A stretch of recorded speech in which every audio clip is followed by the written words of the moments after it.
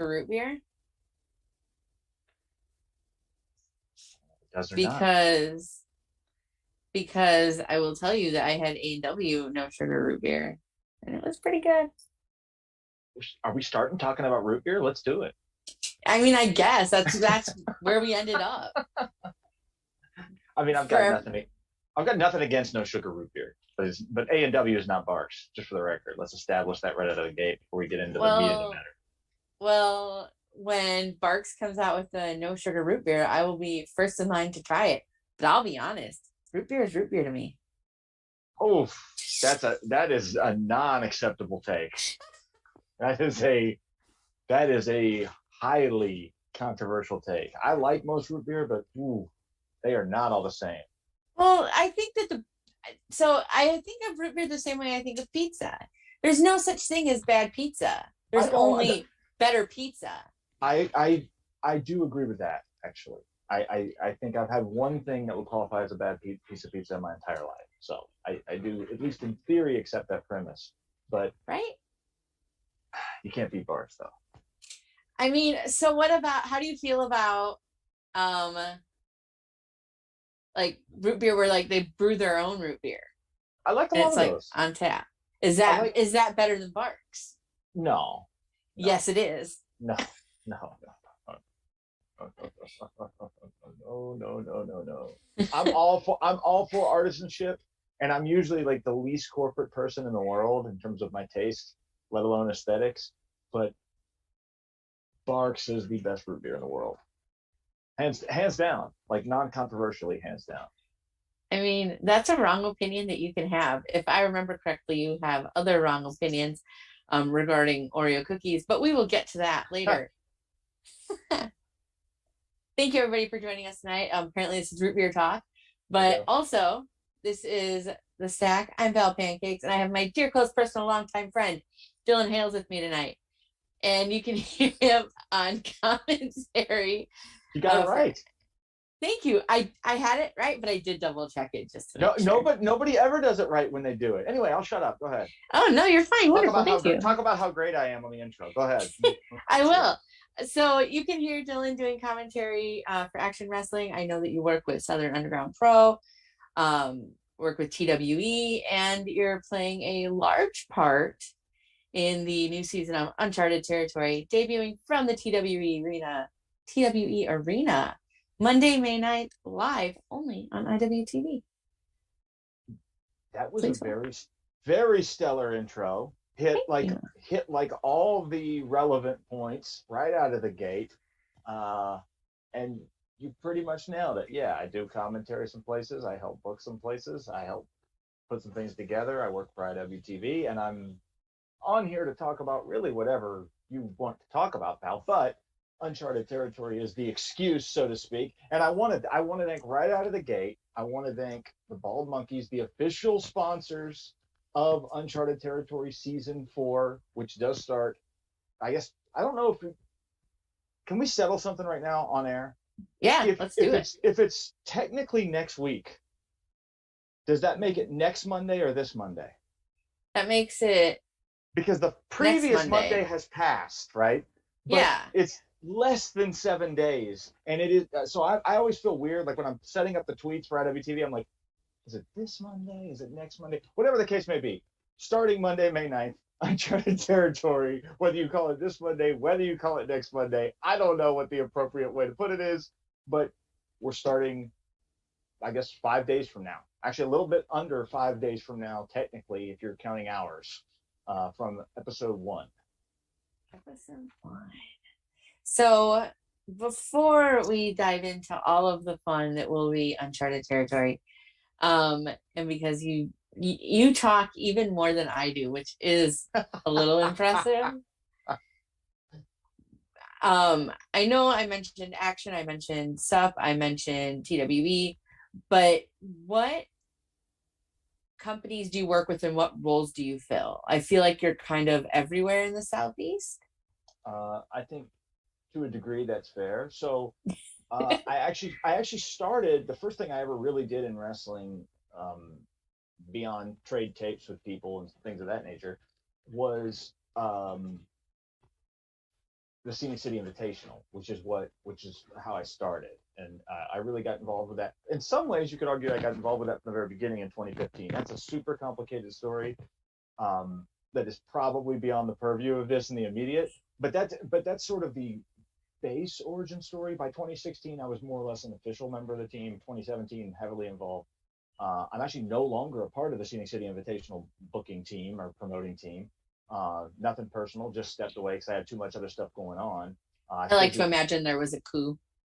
We'll call it that. We'll call it a coup de main. They just kind. I didn't fight back at all, but the it was that was a great experience for me. Got me well prepared. I think a 2-day tournament of that sort um, uh, is really challenging in a lot of ways, and I learned a lot of the more difficult things about how to book and promote a wrestling show with the first things I ever really did, because that sort of enterprise is very big and takes a lot of time, and it's literally like a year-long thing. Like as the day after one ends, you're almost immediately starting on the next. So that process, I think, prepared me well for other things.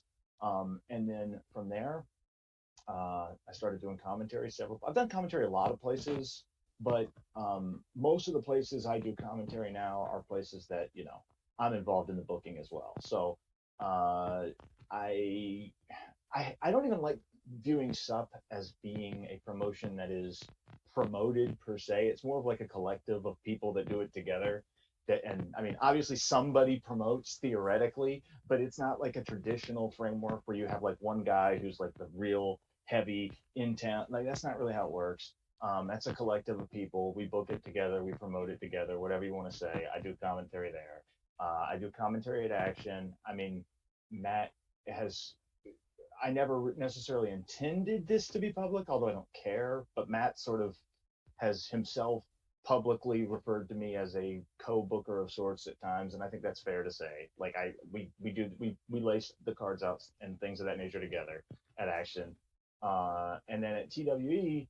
I don't do commentary because I see that as like a promotion that is like um, a developmental project for what we're trying to do elsewhere. There's a wrestling school there that Jaden Newman runs, and there's a lot of young guys that come through there. And there, I am basically guy.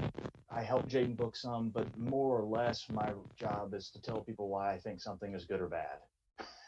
So I sit in the back of the room and watch matches and tell guys why I think X is a bad idea or Y is a good idea, and we sort of go from there. In addition to that, I do work for IWTV. That is my full-time job, and I've done a bunch of commentary on IWTV events, obviously, as well, including the Masked Wrestler season 1 and 2, which was super fun, and totally different than anything I've ever done. It's great, and now I am, helping book, layout, promote, whatever Uncharted Territory season 4 here in the Chattanooga, Tennessee area. So there's a lot of stuff that I do. Yes, it's a lot, but it's kind of cool.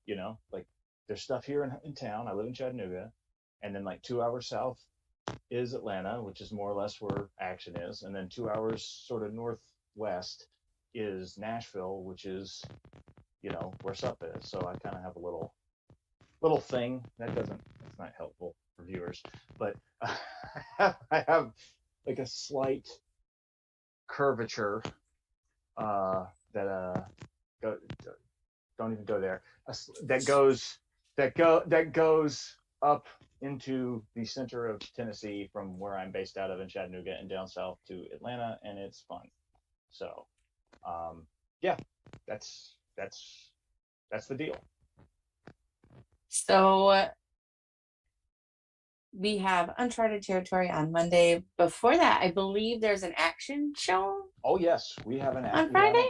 We have an Action. Actually, we kind of have a crazy thing.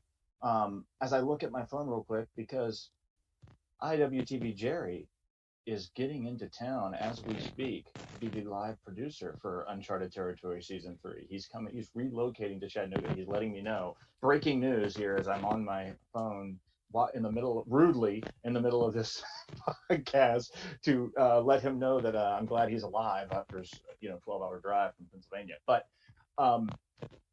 there is an action show on Friday, Jawbreakers, that will be live on IWTV. There actually is a Killer Be Killed show from the TWE Arena on Saturday as well. And then Monday's Uncharted Territory. So there's actually 3 shows emanating from the Southeast streaming live on IWTV in that 4-day period. The action show is, no pun intended, stacked.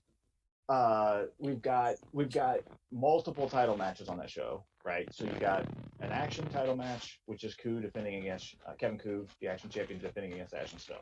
You got a tag team title match, Violence is Forever, which means Kevin Koo's doing double duty, defending against the Skulk. And you've got an IWTV Independent Wrestling World Championship match as AC Mack defends against Anthony Green, which I think is like a kind of a match that sort of has slipped under the radar. It got announced relatively late in the process, and I'll just note this without giving anything away, without peeling things back too far. Uncharted Territory is a couple days after that. You already know that there are people from the Northeast that are going to be on that first Uncharted Territory show. Slade's going to be there. Alec Price is going to be there. Slade is scary to me. He's extremely scary.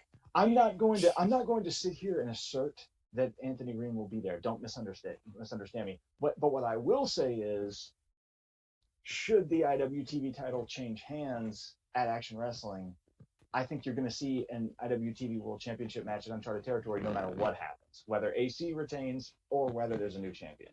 So I'll put it that way.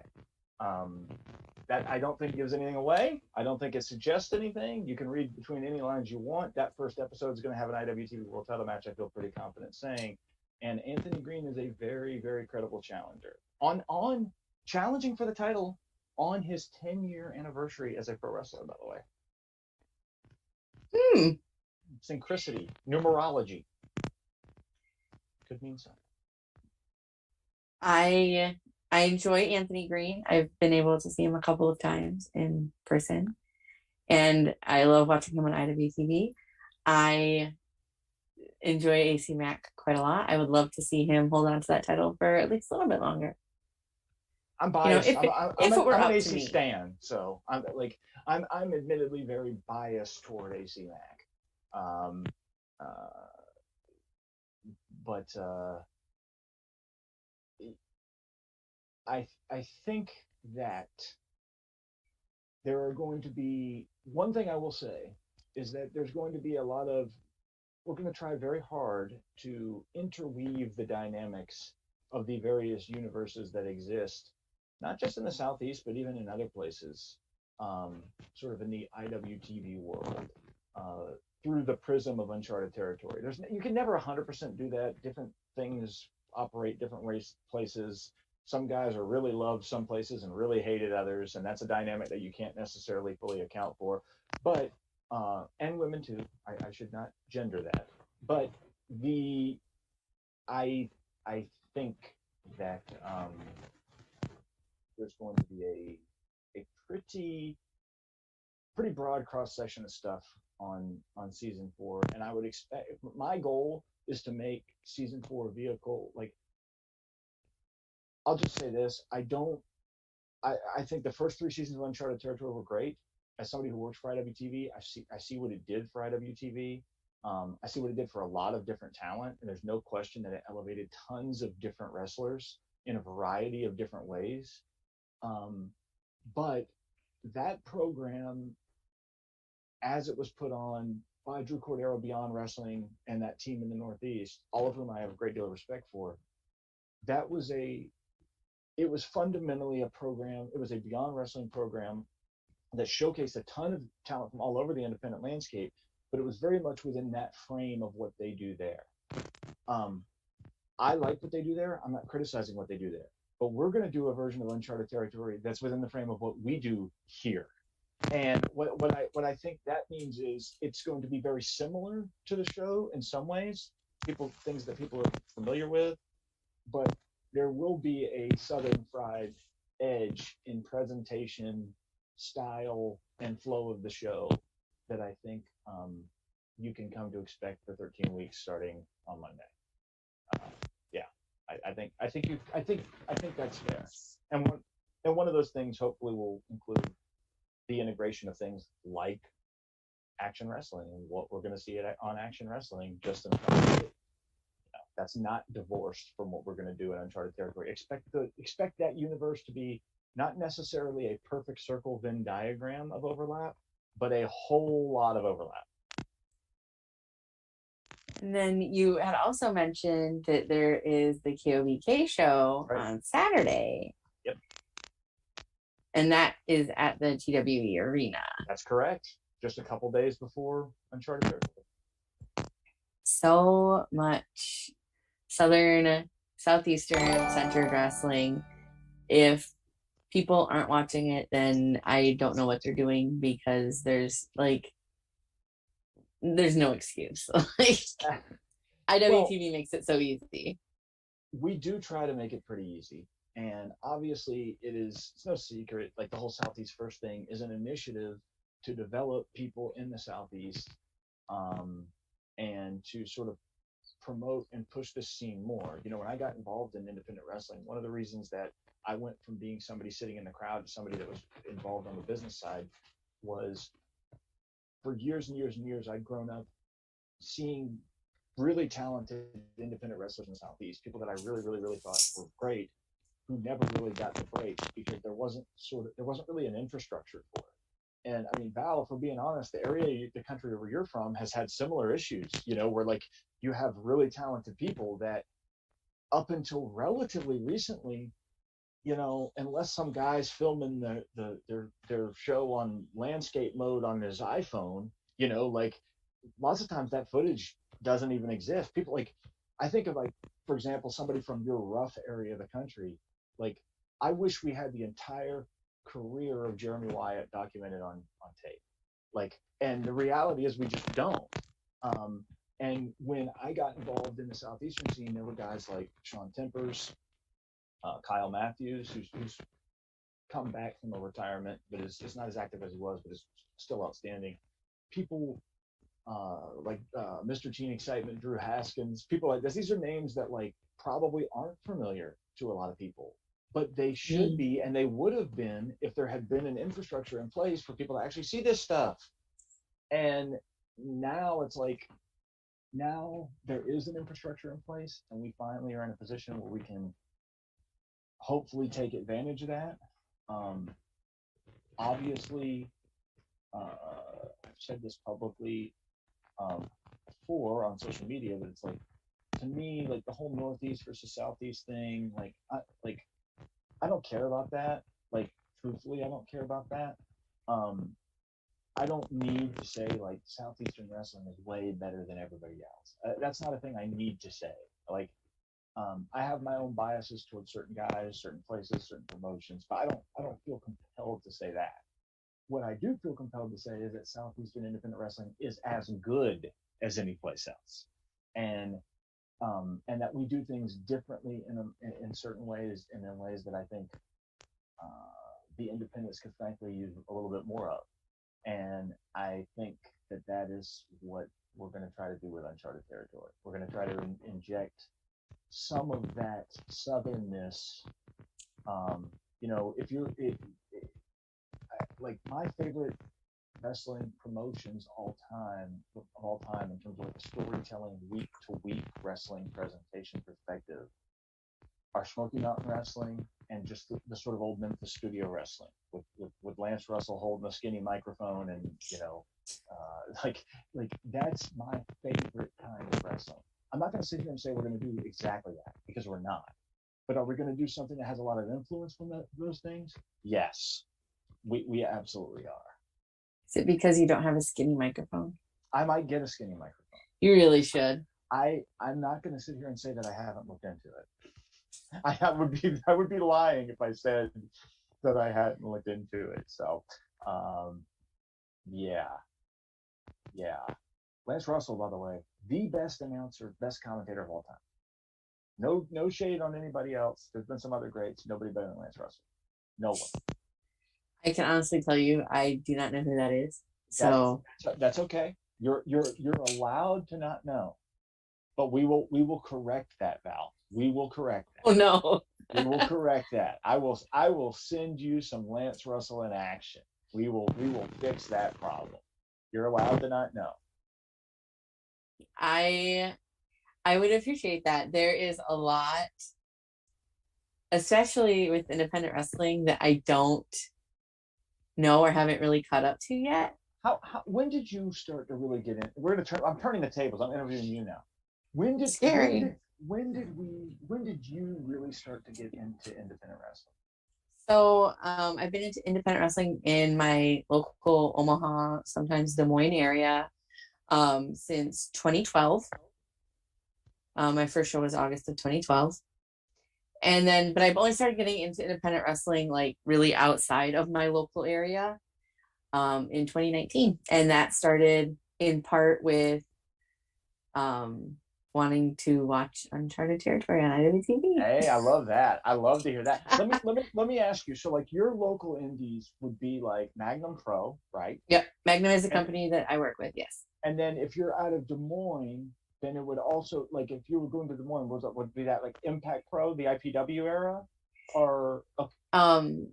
I know that there was like 3XW. I didn't get to a whole lot of that. First ran a couple of shows in Des Moines that I went to. They sure did. Yeah, I forgot about that. But that was really it for me. Like, there's a company up in Sioux Falls that I've gone to a couple times. Okay. They were Midwest All Pro. Now I think they're called Flagship. Okay. Because a bunch of the guys that I knew from down here would wrestle up there, so that's why I would go. What hooked you on independent wrestling? What made independent wrestling appeal to you, that to the point where you're willing to go out of your house and drive to Sioux Falls? I don't know how Sioux Falls. Do you live in Omaha? I live in Omaha. Sioux Falls is like three and a half hours. Somewhere in middle America. Get it? Like, so Sioux Falls is 3.5 hours. Des Moines, how far? 2.5. I thought 2. I'm dumb. Okay. So oh no, you're fine. I was in that area not that long ago. So those are like substantial drives, which means you're not doing this unless you really enjoy something. Like, you're not going to be like, well, I guess I'll drive 3.5 hours for something that might be fun. So what about independent wrestling appealed to you enough to get you off your couch, out of the house, and driving 3 hours? I mean, 3 hours isn't that far. I mean, you do live in like the Great Plains or whatever. So like, well, not quite, I don't guess, but almost. Yeah. But that's far to most people, though. I mean, that's not the furthest I've driven. I know it isn't. But what I'm saying, you get my point. Like, this is there has to be something about it that appeals at some level for you to be able to, for you to like go from like, I kind of follow this a little bit, to being like, all right, now I'm going to drive 3 hours, to, all right, I'm now going to fly to shows outside of like outside of my time zone. You know what I mean? Like, I don't mean this as a criticism. This is not a criticism. Yes, I have. I like, my livelihood depends on people like you, Val. I am not criticizing you at all. But my point is, I'm always curious about this. This is something that super makes me curious as somebody who was a fan myself and still is, but is now sort of a little bit more inside the bubble. I'm always interested in this. Like, what is it about independent wrestling that differentiates it from not just mainstream wrestling, but also like going to the movies or some other thing that you could theoretically do on a Saturday? So I think part of it for me is I come from, when I was in college, I used to go to shows, like, punk shows, emo shows, however you want to call it. And I used to book bands to play shows. And so it's like that independent music to independent wrestling is just like, that's like a lateral movement for me. It's just kind of replacing one thing with another. And so I was used to driving 2.5 hours, 3 hours, 4 hours to go see a band I like. What's the difference if it's a band I like or a wrestler I like? For Go ahead. me, oh, I'm sorry. No, And I want you to for go ahead. and for me, like it's fun. It's way more like personal than if I go to like a WWE show, right? Like I always think of it like WWE is like the Foo Fighters. Like the Foo Fighters put on a great concert. I don't care. Like I like the Foo Fighters. I don't care to go to a Foo Fighters concert, but I'll go to like, a local independent band and go to their concert or go to their show. And that's how I look at independent wrestling. Is like, it's the difference between your friend's band and the Foo Fighters is the difference between like independent wrestling and the WWE. And there's some kind of like mid card, like, like, oh, you're indie darling touring band, like your indie Sure. darling touring wrestler. Like I think that's interesting to me. That's very, very close. I feel very similar to that. I'm similar. I'm like an old hardcore punk rock kid, so same deal. And I do think that that sort of DIY ideal is obviously much more prevalent on the independents. Um, and also, I think the analogy with like the Fighters versus indie bands is an interesting one too, because it's like if you're a Foo Fighters fan, you're probably a fan, even if you've seen them live and you think they're outstanding. You're probably primarily a fan because you heard the album, or maybe even because you heard the single. Maybe you didn't even hear the album. Maybe you heard Everlong or saw the video on MTV, and you're like, I'm dating myself, but like you get the point. Whereas if you're a fan of like, I don't know, like almost any band that's even remotely indie, you might have become a fan of them by seeing them live. Like I've got tons of examples of bands that like I would just go to some random show when I was a kid. I knew like one band that was at the show, like this band Hellbender, who I love, is one of my favorite bands of all time. I literally they just happened to be playing a VFW show when I was 16, and they played like five songs, and I think the bass player's string broke. They didn't finish, and I was like, oh, I kind of like that. I bought the album, and now they're one of my favorite bands ever. That is, I do think, very analogous to independent wrestling. So that's interesting. Sorry to hijack your show. no, it's fine. I just that kind of stuff interests me very much. Um, yeah, yeah. That how people get, because let's be real about it. I love independent wrestling, but it isn't like, even with IWTV, and we've worked very hard to give people a much easier, like the barrier for entry is much easier now. It's like, we're doing the show, right? Like that's it, it's much easier to just dive in than it used to be, right? Like, but even still, you're kind of like you're not necessarily going to stumble upon it. You might stumble upon it. You might like Google, say, Wheeler Yuta, for example, because you see him on AEW. And then like, oh, what's this? That does happen. I think that increasingly happens more and more. But it's sort of something that you already have to like have a little knowledge of the existence of to really go take the next step. So it's always interesting to me to see how people get there. And for me, one of my friends that used to be in a band that I used to book to play shows also independent wrestled. And who? No. I'll tell you off air. Oh man, we're stoking controversy on the stack, folks. I'll tell you off air. But they were my friend at the time, and at the time, I gotcha. And they independent wrestled. They knew that I liked wrestling because we met at like some, like we ended up kind of meeting back up again at some like random independent wrestling show at like a water park. Don't ask. And that sounds awesome.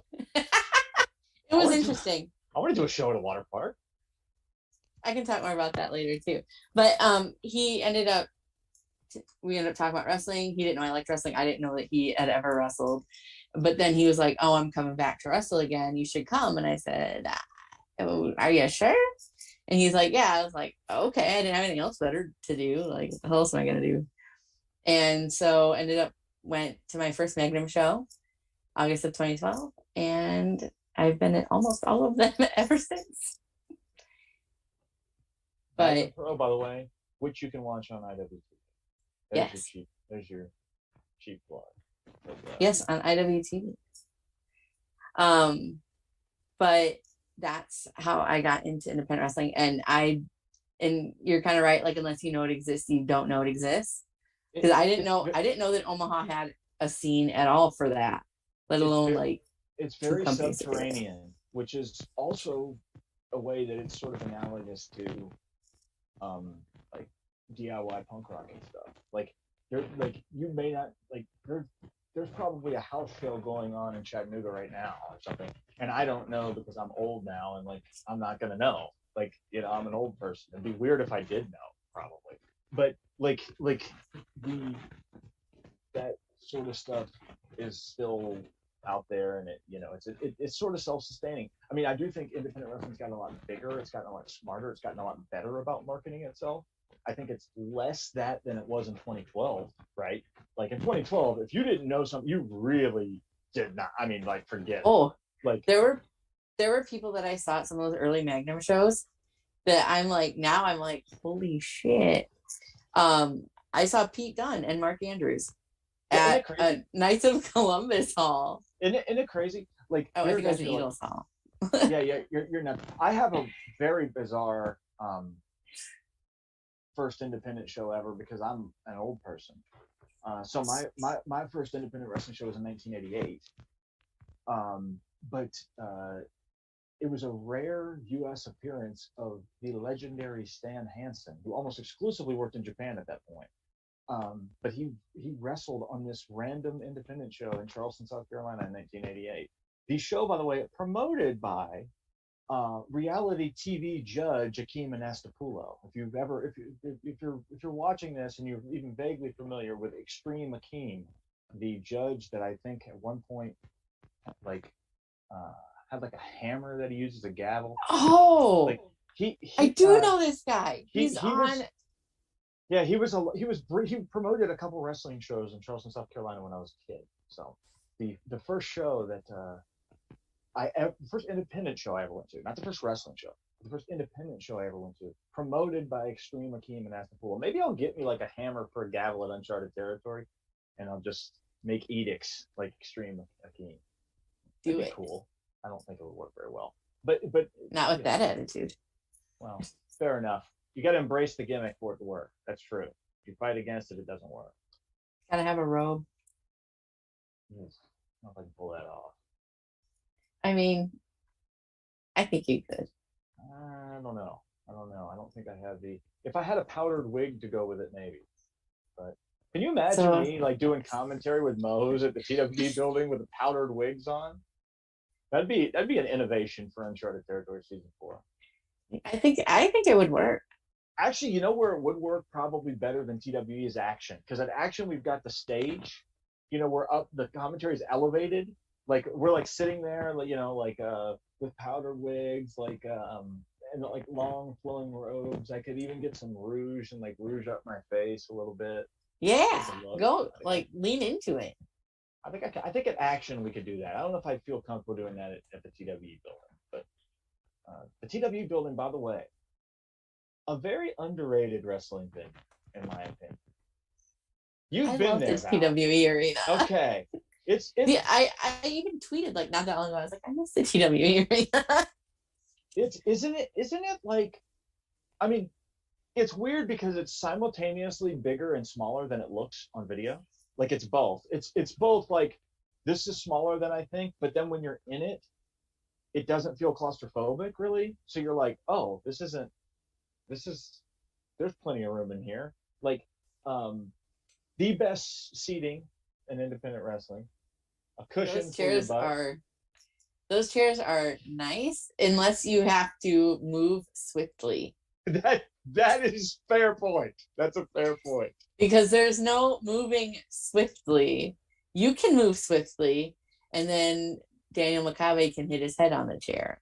That's true. And bleed profusely. That did happen. That happened at the Future Showcase tournament, if I'm not mistaken. I one time at a TWE show there, Cody Manhorn. Oh boy, I cussed him out after for this. He for some reason thought it would be just a good idea to just like recklessly just like dive into the chairs and like from the top rope. And when I say into the chairs, I mean the person that he was diving at moved, so he just went straight into the chairs. I was so mad. God, I was mad. Did he break a chair? Has anybody ever broken one of those chairs? Those things Yes, at the last ICW show there, well, Cruel and Schlack destroyed at least one, possibly two. And I mean, destroyed it. Like over the head, smashed to bits, like using the wooden parts to stab each other. Yeah, like not like, oh, it's slightly messed up. Like this chair does not exist. You know, like it is kindling now. No, correct. No element of this chair sustained itself. It was like a full molecular meltdown, basically. Yeah. The chair just gave up. I was like, nope. Yeah. And like me and Jaden were just watching, like, well, what are you gonna do? You're gonna get in there and stop them? I'm not. Like, I mean, I'm not gonna get between Cruel and Schlack. If you want to do it, go for it. I'm sitting my ass right here.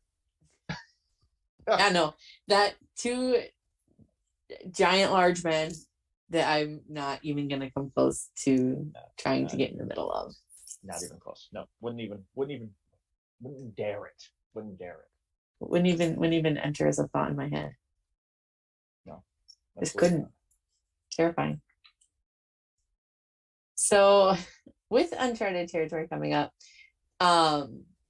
starts May 9th. When does it end? August 1st. So it's a 13-week season that is sort of designed to lead up to the Sydney City Invitational, which is... I was going to say, that's like right before SCI. Yep. And there's some other stuff that's kind of plays in. Like, for example, SummerSlam weekend is like a week before that, but it's just a couple of days before the last episode. And Southern Underground Pro is running on that Friday in Nashville. So again, when I talked about things sort of weaving together, there's going to be some things that overlap and make some sense. So it's not just that we'll be building things for Uncharted Territory. We will. Obviously, you're going to see some stories and some things that are going to culminate there over the course of the season. But there's going to be some overflow and overlap at places like Action and places like SUP and places like the Scenic City Invitational and places like TWE. TWE has our first live stream also in June. And that show is stacked. Sink or Swim is stacked. That is this card is like Squatting Dragons versus Workhorsemen, Robert Martyr versus Daniel Makabe for the first time ever, Noah Hossman versus Brogan Finley, which is a super underrated match between two of the top prospects in the Southeast. That could actually, I mean, people are going to hear this lineup and think like I'm full of crap, but that actually could steal the show. Like that's a show stealing level match. Mert versus Tank in a boot camp match. I mean, that's a pretty stacked card for us for TWE. It's and Jaden obviously will wrestle. We don't even have a match announced for Jaden yet, and he's usually like the guy there. And there's not even an announced match for him yet on that card. So a lot of stuff coming up in the Southeast, and Uncharted Territory really will be the center of it. And I expect some overlap other places. I mean, I'm not making promises that I can't keep, but you know, obviously Beyond Wrestling and Wrestling Open are going to continue to be doing their thing, and I think you're going to see some overlap in those places. I mean, we've seen the SUP championship, the Bone Storm title, has been defended on Wrestling Open countless times over the course of the last couple of months since Alec Price won it. What happens if Ashton Starr wins it on Espresso 1? Maybe he goes up north and defends it up there. Maybe we get other people come down south and wrestle him. So there's a lot of potential options on the table involving a bunch of different things with Uncharted Territory as the center. I'm talking with my hands now. So I know that you've announced a couple of at least talents that are appearing on the upcoming Uncharted Territory shows. Could you like run down like what's been announced or what you can tell me about, or if you have any cool scoops? So let's do this. Let's do episode 1. I'll run down the whole card super fast Dylan Hales speaking like a hyperactive child, reading the Micro Machines copy and trying to impress his parents in 1989. And then I'll talk about some other things coming up, Brilliant. including potentially maybe breaking a thing or two. Okay. So, episode 1, this Monday, next Monday, we'll debate it. This feels like it should be a Twitter poll, by the way. Is it next Monday or this Monday? Somebody get on top of that. Get the crack bald monkey staff on top of determining whether or not a Monday following a Monday that's still in the week preceding the actual Monday itself is next to this. I need to know that. That's very important to me. But setting aside that highly contested dispute, the card itself. So here's what we've got. Now, some of this is contingent upon Action Wrestling, right? So we know Slade is going to wrestle AC Mack in a rubber match. They're 1-1 against each other. That will be the main event. I can confirm that will be the main event. However, will it be for the IWTV Independent Wrestling World Title? We're not going to find out until after Friday, right? If Anthony Green wins, it won't be for the world title, but that match will happen no matter what. No matter what, AC Mack will wrestle Slade. No matter what, title on the line or not. Then we've got Alec Price versus Ashton Starr. Now, in theory, this is for the Bone Storm title. However, at Wrestling Open, as we record this tomorrow, Alec Price defends that title against Big Bacon Brad Hollister. So it's theoretically possible he could lose the title there.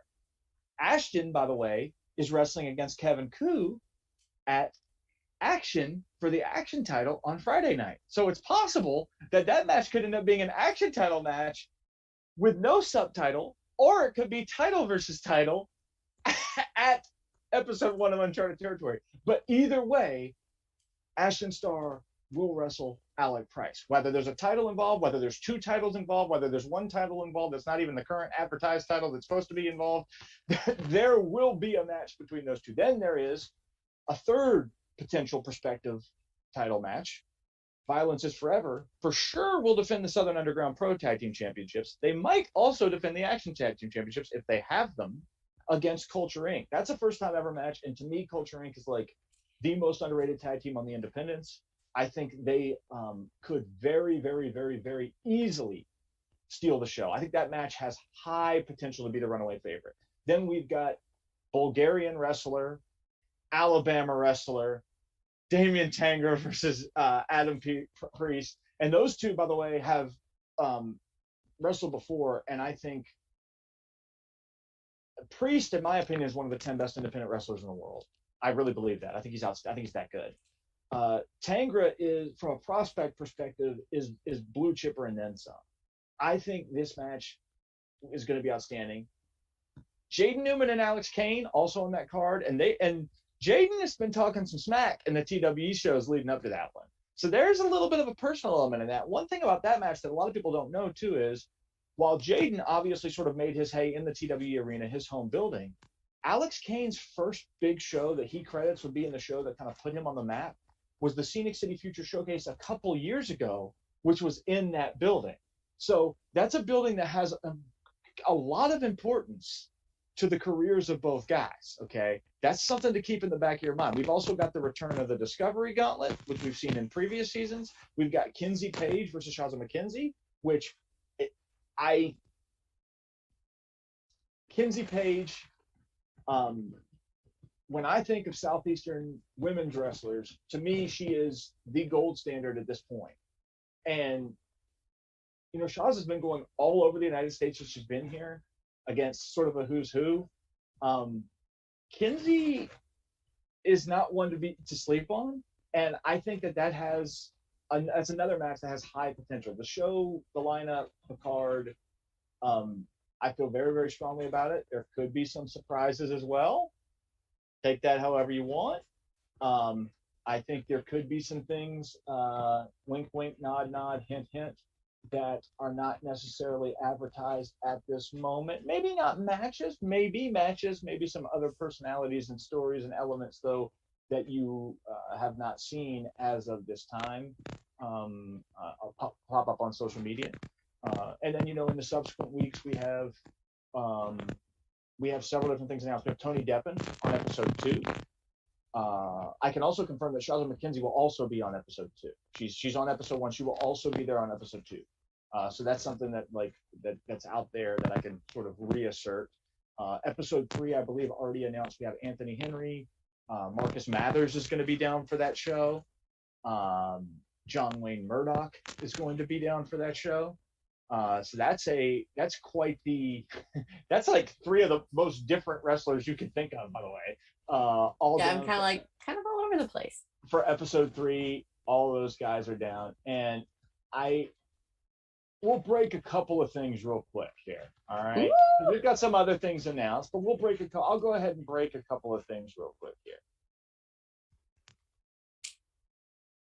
It looks like, despite having a little bit of scare with his knee the other night at Limitless Wrestling, that Big Beef is going to be okay, and he will be in action on Memorial Day. I've not announced that anywhere yet. I don't even have a graphic for it made yet.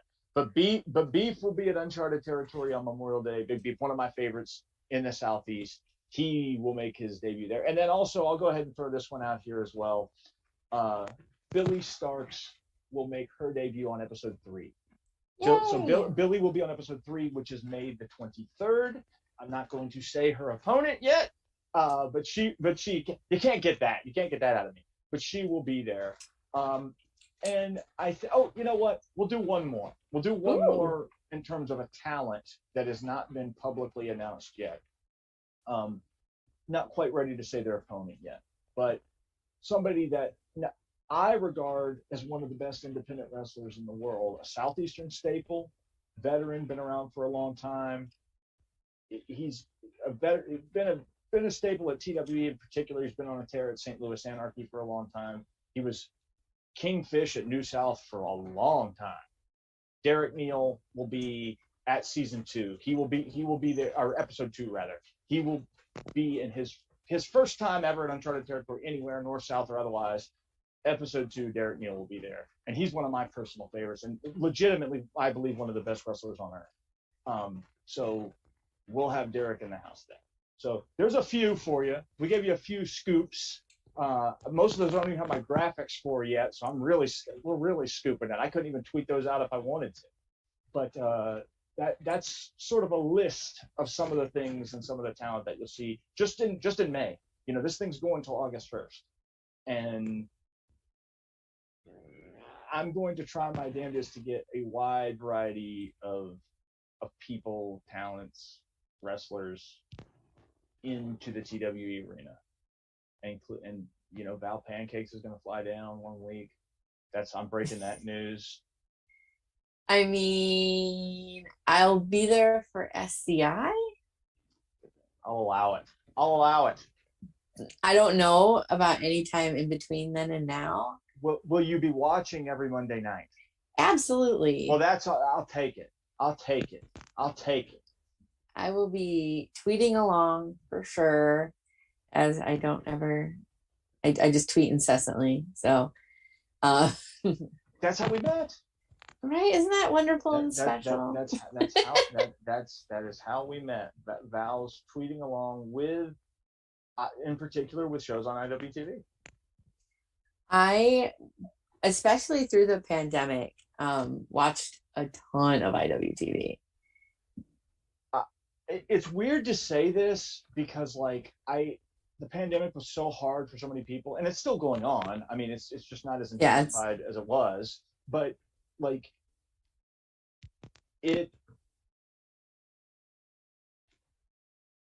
I feel like IWTV became almost a community project in some ways during the pandemic. Like during that period, particularly that period where we had streaming of premieres of content during like all hours of the day. You know, when the whole world shut down, it was like, well, I'm sitting there with you know, Mike Burns and Jerry and Jordan and Drew, and we're just like, all right, here's what we're going to block off for this hour. Like, and we honestly didn't know what to expect, but like we wanted to give our customers something, you know, people that are supporting the service, like here's some stuff that we've got in our archives. And it just feels like it became literally a community project of sorts that I think legitimately helped keep some people sane. And I'm not going to pretend that it was a that we were engaged in some sort of hyper benevolent altruistic enterprise. Okay, but I am happy that it became a thing that a lot of people really enjoyed being a part of, and the social media engagement and talking about their favorites and promotion sort of emerging from the pack as like things that people suddenly wanted to follow. Like, oh crap, I didn't even know this show existed. Like, there was a lot of that went on, and I think that was, even though the peak of the pandemic sucked for everybody, I'm glad that like we had that, and that IWTV could be a vehicle where some people could be like, okay, there's something on. I can engage with people on social media, so I don't feel totally isolated and like I'm a lunatic because I'm, like I'm glad that we were able to do that during the worst period. It definitely helped to like soften the blow for me. My job was very stressful through the pandemic. I had to listen to a lot of people tell me a lot of really sad stories all day, every day for months on end. And being able to, like, I like going to shows, I like going to live wrestling, and I couldn't do any of that. And it's like the only thing I had was I had like a few people on Twitch and I had IWTV. Like that was my like way to escape and way to do something that's not just sad and depressing all the time. Plus, I found my love of deathmatch wrestling through ICW and IWTV. And that's probably something that was totally unforeseen in December I of didn't like it. 2019. Yeah. I did not used to like it. I've talked to a lot of people. Actually, want to break some. Let's break something else.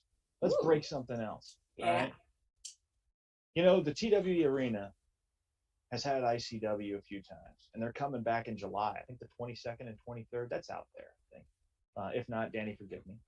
But they've been there.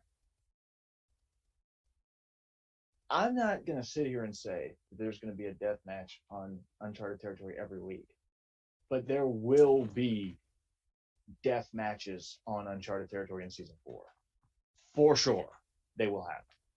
So that is a thing that you can expect on season 4 that you haven't seen in a little while, which is not a knock on Beyond. Like I'm not knocking what they do, and they did some stuff at times. It's not like they never had death matches even in the White Eagle, but we will definitely do at least a couple, if not more, at least a couple probably over the course of season 4. So that's something that you could expect that I don't think people necessarily think of when they've thought of uncharted territory, at least in the recent past. And we'll do at least a couple of those, I think, during the season. But yeah, deathmatch wrestling, totally a phenomenon during the pandemic, no doubt about it. And a lot of people I heard very similar to what you just said, which was I didn't like it, and now I watch all of it. Like it's very, very, very strange to see people go from like this isn't for me to this is it. This is like, and a lot of people seem to have gone through that transformation during that period. The pandemic changed me. Changed all of us, I think. But yeah, like I used to not be able to watch it. My best friend loves death matches. I was like, all you, not really for me. Now, especially through like ICW and some of the stuff that like H2O does, very much enjoy death matches now, to the point where it's like I've gone out of my way to go to ICW shows. Hey, we Chattanooga has kind of become a second home to ICW. They've run 2 different weekends here. They're doing a third, like I said, in the summer. Like, I get it. I totally get it. ICW is a very cool promotion. The aesthetic is cool. It's different than anything else aesthetically, which I think is really neat. Me and you may have even talked about that in Tampa, I think. Like, I think, yeah. Like it's a very, there's something about it that even if you're sort of ambivalent or an agnostic about death matches on paper, when you're there, it's like it feels different. It's hard to explain. I would definitely encourage people to check them out. Like if you've never been to one of the shows, like if you're just somebody who's totally averse to the blood and stuff, I get it. I'm not going to sit here and try to convert you. I get there's tons of different wrestling styles for everybody. But if that's not a major hurdle for you, I think being in it and feeling the energy of the crowd is very, I mean, it's different than anything else. I will say on the end of it. By the way, since you mentioned H2O's got their Monday Night Violence. I think is what he's calling it. Or Monday Night Death, maybe. Volume 1, same night as the Uncharted Territory premiere. Double duty, 2 screens on IWTV that night. 2 screens, everybody. If you're watching this, get 2 fired up. I won't tell anybody. I won't tell my overlords that you're watching your account on 2 different browsers or whatever and have 2 screens up. We won't get mad at you, I promise. I'll even retweet you if you tag IWTV. So sometimes you need to have 2 screens so that you can watch 2, or because now you guys have even gotten to the point where you're like streaming like 3 or 4 shows at a time. Yeah, I think our peak at once is 5. Jiminy Christmas. We flirted with 6 one time, but I think technically there ended up not being the overlap. First, I think there was like a small gap between the end of one and the beginning of another. But we've definitely done at least 5 at once before. And actually on this Saturday, I believe we have maybe 4 at once, I think. I believe Stan Styles Intergender Bonanza, Blitzkrieg Pro, Killer Be Killed, and Ruthless Pro, with No Peace. All of those start between 7:30 and 8 p.m. this Saturday night on IWTV. Get your subscription if you don't have it. No excuse. And my IWTV subscription is probably like my most watched streaming service by far. It paid for itself a million times over. I tell people all the time, as somebody who comes from the era of like tape trading and all that stuff, the idea that I would be able to get the amount of wrestling that I get, that you can get with a subscription for $10 a month is insane. Back when I was growing up, you'd get like a custom tape where you'd be like, all right, I want to get El Samurai versus Koji Kanemoto from the Super J Cup in 1997, and then I want to get this All Japan match, and you literally order it like a la carte, like from a small plates restaurant or something, and you'd go through this whole thing, right? And then if you were lucky, if it was somebody who really didn't know what they were doing and didn't realize how much they could actually make off of you, they'd be like $30, which back then was a lot more money than it is now. And if it was somebody that actually knew what they were doing, they might be 50, 75 for a single 8-hour VHS. This VHS is like that you can't even get that much on. And now, I look at the service and it's like, I don't even know how many thousands of hours. I can't even keep up. It's my job to keep up, and I couldn't tell you. Hundreds of promotions, thousands of hours. We've got shows that span back to I think 1990 on there, all the way through to the current. Yeah, it's crazy. It's wild. It's wild. I'm in shill mode, but I'm also marveling. It's not just purely this is a commercial. It actually blows my mind that that's a real thing. As somebody that comes from the background I come from with trading tapes and stuff like that. This whole stream is just an infomercial for IWTV. I'll take it. I'll allow it. Hopefully, at least it's an interesting one. It's I'm Kevin Trudeau's natural cures they don't want you to know about. Remember that? You're who's they, by the way? Who was they? Did we ever figure out who they was on that calculation? So I watched an episode not that long ago. I put on just over the air TV in the background when I'm working from home, and they had an episode on him on the show called American Greed, because it was all pure bullshit. And he ended up going to prison for a while for fraud or something. Yeah. And then he went to some country in Europe with a much younger than he is bride. It was crazy. Are you telling me that Kevin Trudeau is a predator? I mean, are you suggesting that? Would financial and I? apparently otherwise. I find that hard to believe. I find it hard to believe that a man of that with suits that well tailored uh, A man of is such a eenis a career criminal. Hard to believe. Hard to believe that a guy living in Transnistria or something right now is not on the up and up. Like the only browser on his computer is the Tor browser. That's a deep cut. But but anyway. yeah, IWTV's been a big part of the last 3 years of my life. Like a good big part, not like a bad big part, but like a good big part. Like I have met cool people. I have friends now that I wouldn't have had otherwise. Um, I would never have probably ended up talking with Christopher He's and okay. doing all Let's of not let's not this. let's not let's not let's not go down the road of giving him too much credit. I don't want to turn this into an infomercial for Christopher of all people. We gotta have some Well, standards here. well, I wouldn't be here if not for Christopher. So You know what? Christopher is legitimately awesome.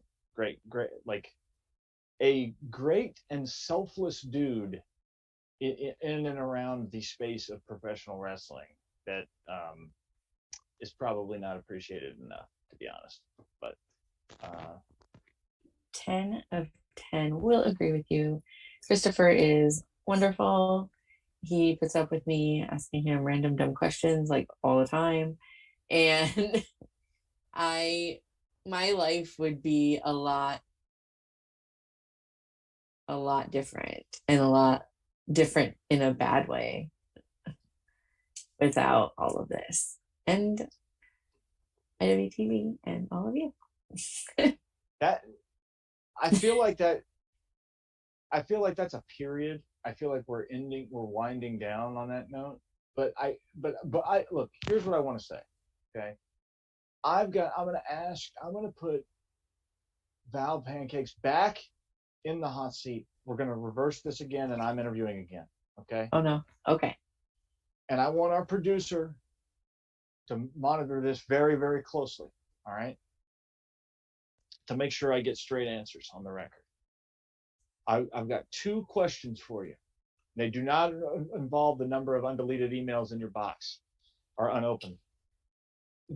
Here are my 2 questions for you. Number 1, what is the thing or wrestler you would most like to see on Uncharted Territory Season 4? Number two,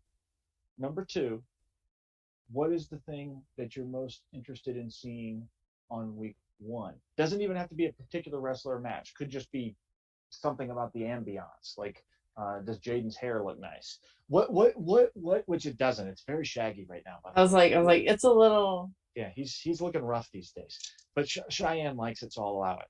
What is the thing you're most looking forward to on week 1 as we come up on it, and what that maybe isn't on week 1, or something that you would like to see that you don't know if it's going to happen, but you'd like to see it? Talent, thing, improvement to the air conditioning at TWE Arena, any of the above. I mean, I'm excited to see, I guess, on the first show, and I'm trying to remember, you listed a bunch of matches and I don't remember them all, but I'm just kind of trying, like, I'm excited to see like how some of those Northeastern people, what the reaction is to them in the TWE arena.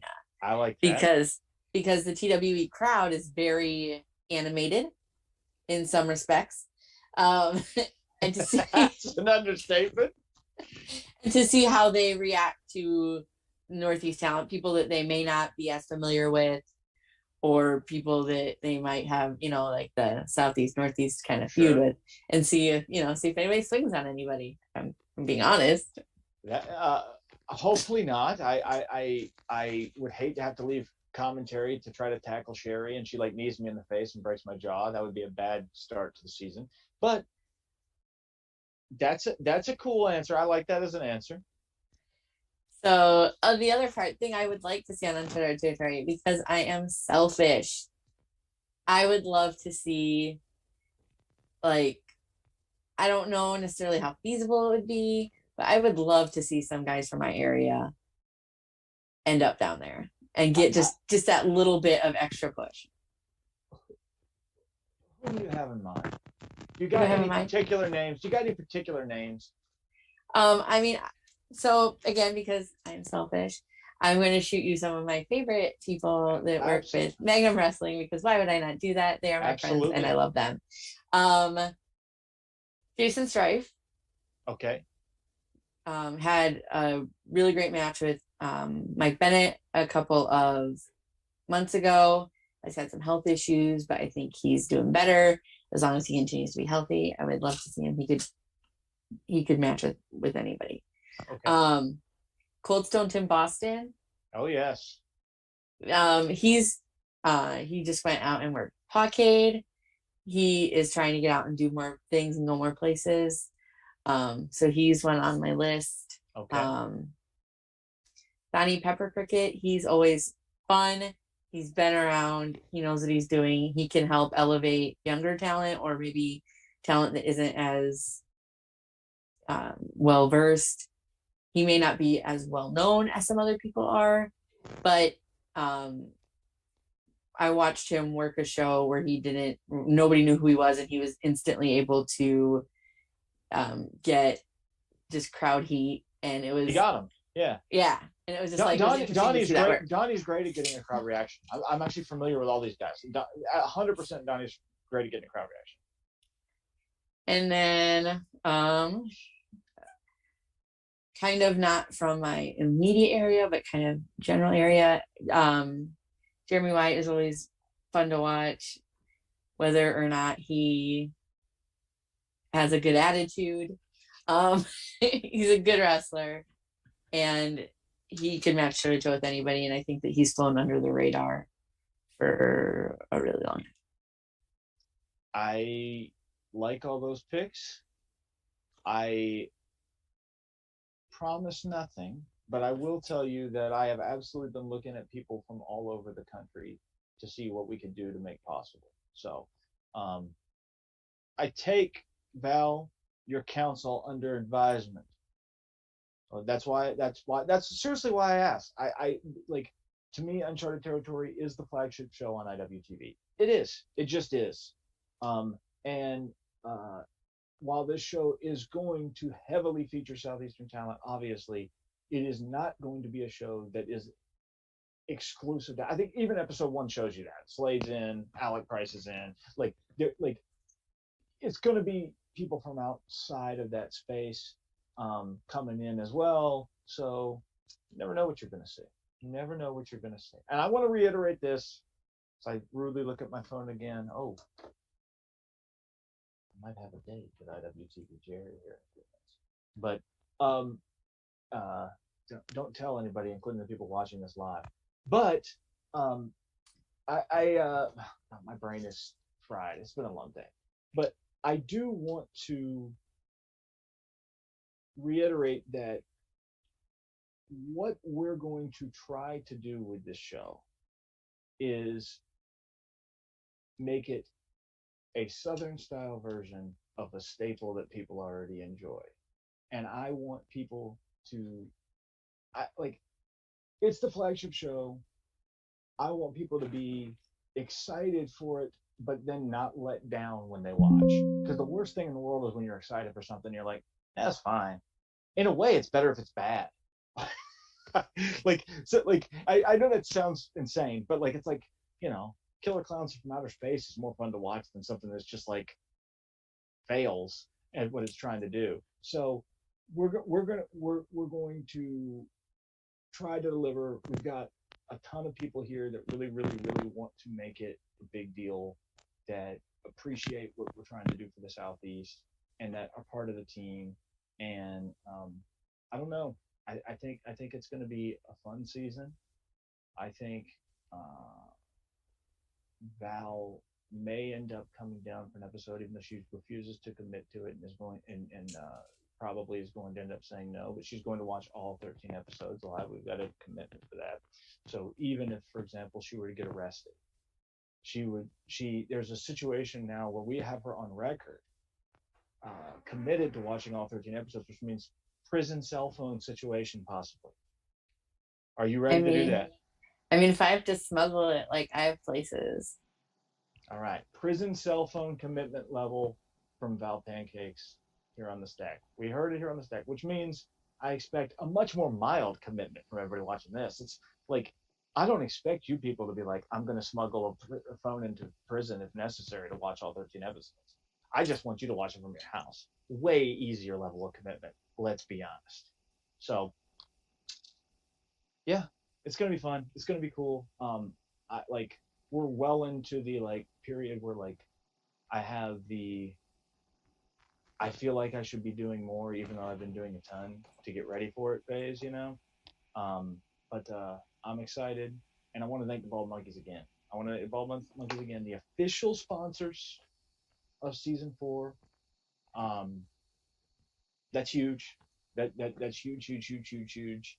It is legitimately not possible for independent wrestling to exist and function without fans, partners, sponsors, podcasts that actually collaborate, promote, and help develop this, the scene. It literally cannot exist without that. It's like, you're from a punk rock background too. It's like zines. When I was a kid, if you didn't have zines, what would you do? We booked our entire tours out of zines when I was growing up. You know what I mean? The infrastructure of things like the Bald Monkeys is very similar to that. It's very analogous to that. And I am super, super, super appreciative of all of the Bald Monkeys, even Crystal, for supporting IWTV in a bunch of different projects. I'm so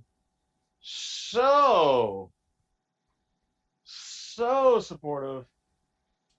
I'm even on brand for this podcast. I will say I popped super hard when you wore the Bald Monkey shirt on the Masked Wrestler. Masked Wrestler, you like that? I was like, I got really excited, took a screenshot, and then I messaged Chris Brent. I was like, look. Yeah. I was really excited. So it was really fun. Yeah. No, man, legitimately, I used to do podcasts all the time. I was an early wrestling podcaster person, very, very, very early. And I still enjoy doing them sometimes, but to be honest, I'm busy all the time. And sometimes the last thing in the world I want to do is continue to talk about wrestling, even when I'm excited about it, just because I need my brain to be anything else. Let me watch Married at First Sight episodes or something. No, you know what I mean? This, I like doing the Bald Monkey Show. I like doing the stack. It's been a fun time. We started talking about root beer. I got all my shilling in, but it didn't even feel like a shill. It felt like a fun, you know what I mean? That's always good when it doesn't feel totally like a shill.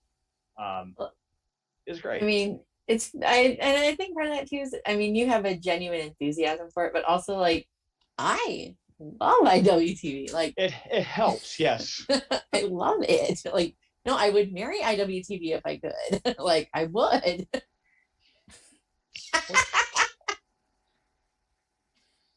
Has anybody ever married a streaming service? I don't know. That's a good question.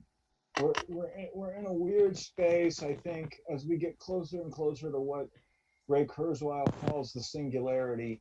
We may eventually reach a point where there's a sort of transhumanist marital option. So when that happens, I'll let Jerry and the other relevant parties know that you have done the equivalent of slipping a ring on it already, for whatever that's worth. I'll fight somebody else for IWTV. Got threats on air, folks. we've really, it's really escalated from root beer to threats of physical violence. That's when I think of the stack. That's what I think of. Let me tell you. Well, I've taken up quite a lot of your time, but we do have some questions from chat, I believe, that you are now obligated to answer. Hit me with them. So Christopher, are you there with questions from the chat? I am here, and I have lots of questions from chat. They have been rolling in, to be honest. Um, so we're gonna do it a little bit differently. We're not gonna have a lightning round tonight. We're gonna just do questions from chat very quickly, so that hopefully Dylan doesn't have too much time to think about them and just answer the questions. So, I'm ready to go. Let's do this. all right. So, Way too aggressive. number one question, and I'm not going to tell you who asked it. I'm going to ask the question first, and then we'll get to that. Okay. Do you ever disrespect your surroundings? Ugh.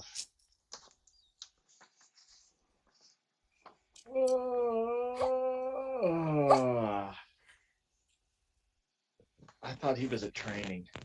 Oh, he is. That was from Noah Hossman. Oh, okay. The answer is no. I'm at one with nature. I'm perfectly zen. Okay. All right, next question. Where were you January 6th, 2021? Thankfully not the same place Adam Police for. That one's from Action Wrestling, so I'm sure there's a story there. I was not at the Capitol, I promise. Sitting on the couch, probably.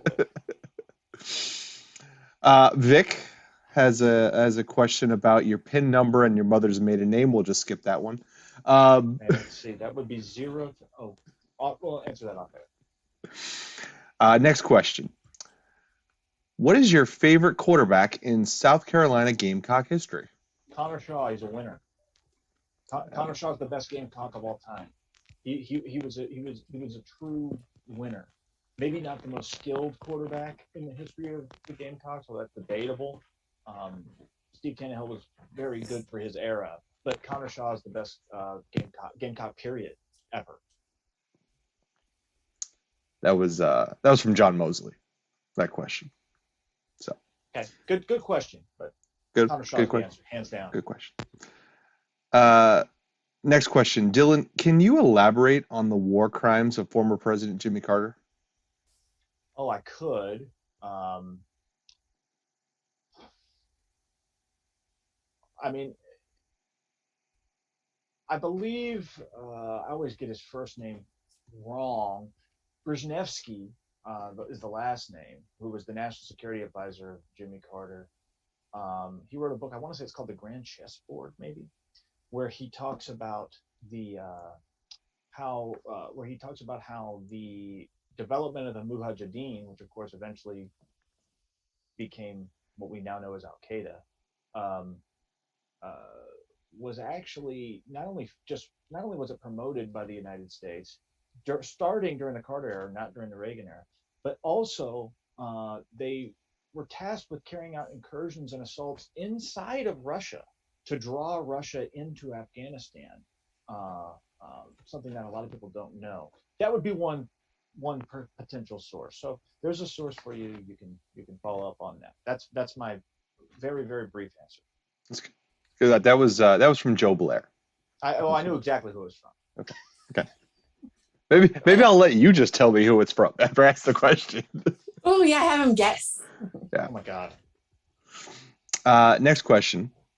Is Rhonda Thurman invited to episode 1 of Uncharted Territory? I'll see what I can do about that. Okay. I'll see what I can do about that. That is really in baseball. Wow. It's gotta be Matt Griffin.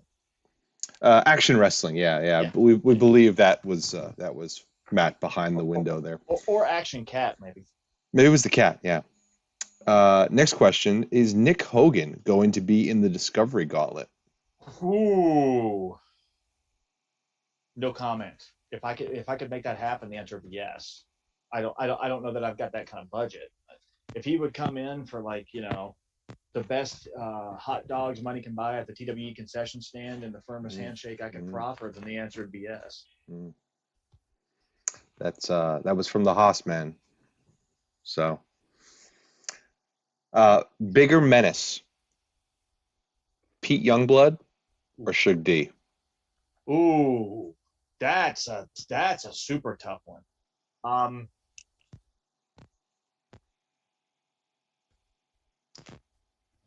We haven't seen Shug D in a while.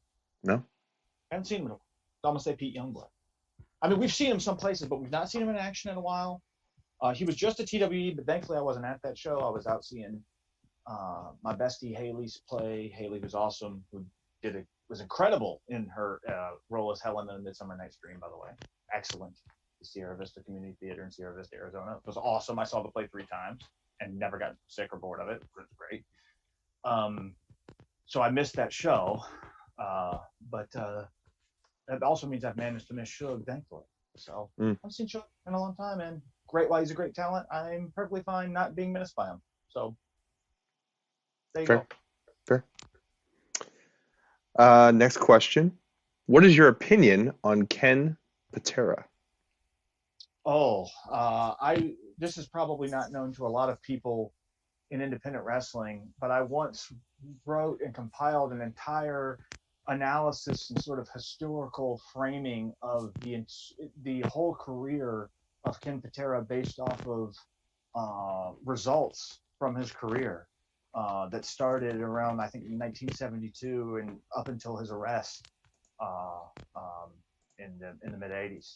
So I think he absolutely should be a Wrestling Observer Newsletter Hall of Famer, and I think he's one of the most underrated draws in this era. I actually think he's probably one of the most underrated drawing cards in the history of pro wrestling. I'm going to look that up now. Interesting. I'll send you a link to my research, and you're going to go, I can't believe you're a serious person and that anybody would do this who's not dangerous or mentally ill. That's what's going to happen. Okay? Like, that will be what happens here. Okay? Okay. So. Okay. I'll be ready for it. That was from Noah Hossman. Next question. Favorite JT Smith match for Eastern Championship Wrestling? Well, it wasn't for Eastern Championship Wrestling, but it was JT Smith and Little Guido versus Spike Dudley and Bubba Ray Dudley from an ECW fan cam that took place in, I don't remember the town. It's really good. Probably find it on Daily Motion if you really want. Ginger beer, just for the record. Ginger beer. I want to stoke controversy. It's not root beer. It's ginger beer. Not beer.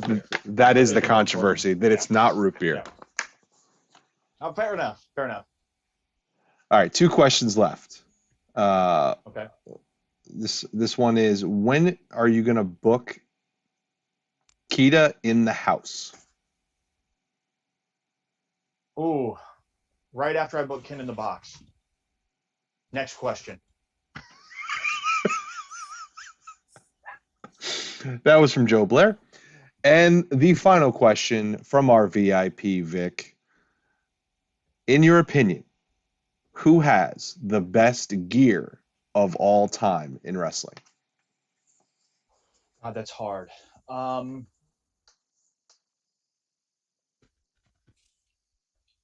Boy, that's tricky.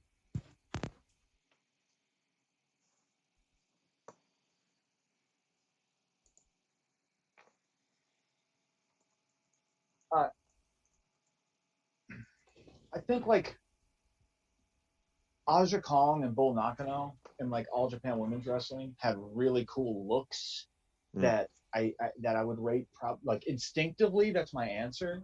But if I was given like a week to think about it, I could probably come up with something else that's more specific. But that's my instinctive answer.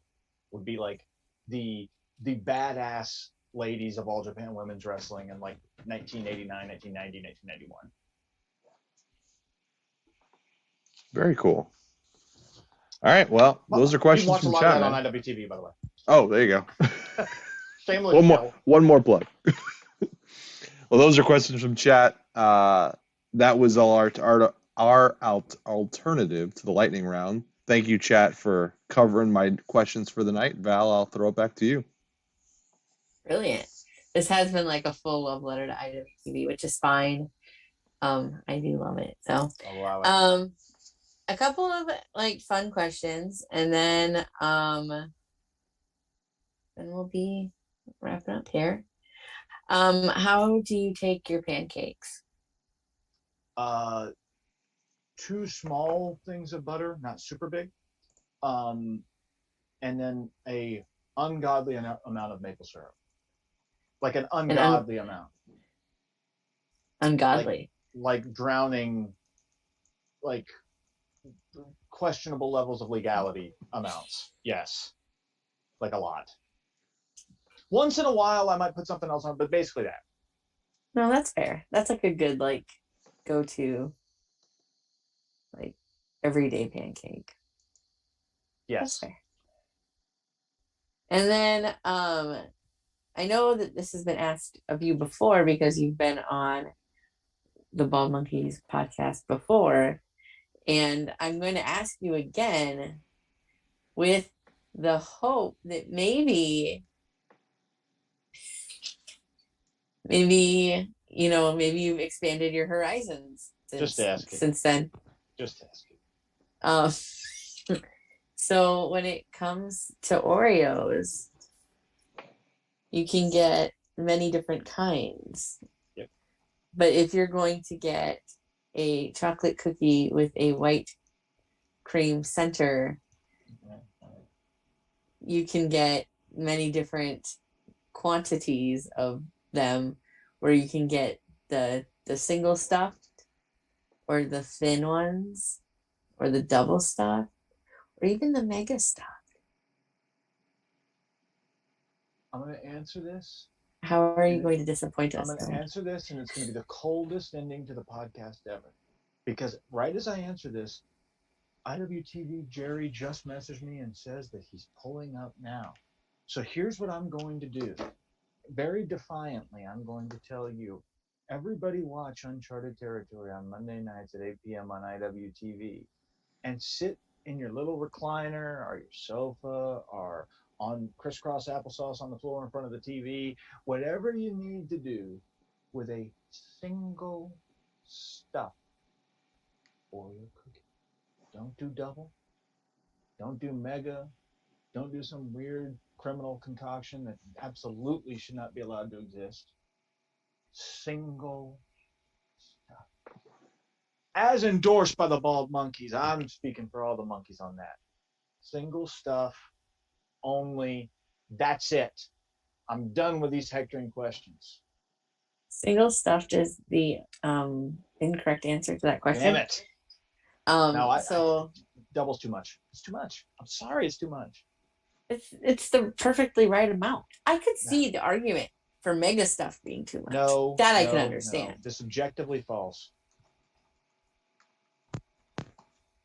I appreciate the multitude of things that you've accomplished. But not this. I will very disrespectfully disagree with you on the Oreo front. I'll even let you keep Barqs, even though it's not better than drafted root beer. Is acid legal? What's going on? Am I messing right now? Look, single stuff is the way. Barqs is the way. The way to mediocrity. I literally have to leave right now. So I'm going to thank everybody for tuning into the Stack. It's the show that I turn the tables on Val and interview her. I'm going to come on in the future, and I'm going to interview you again at length. And it'll be a great time. And I'm going to encourage everybody to watch Uncharted Territory. I'm also going to encourage everybody to watch Action Wrestling on Friday night.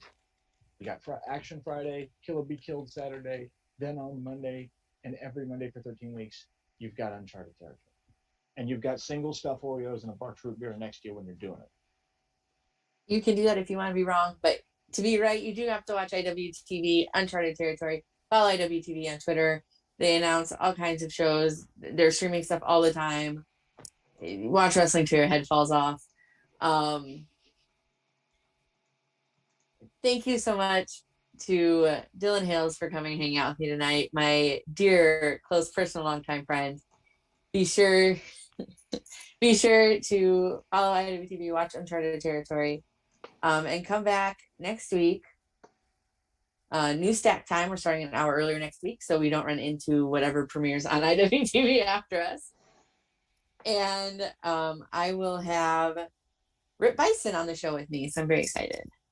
Rip's the man. Watch Pro Wrestling Grind on IWTV and yes, get well Dylan McQueen too. By the way, I wanted to say that. Get well Dylan. So all the love to Dylan McQueen. He was supposed to be here tonight. I swapped Dylan for Dylan. Many thanks, and all the best wishes to Dylan McQueen. Thank you so much, Val. Thank you, Bald Monkeys. Thank you, Christopher, I guess. Y'all be good. I'm out. Peace. Good night, everybody.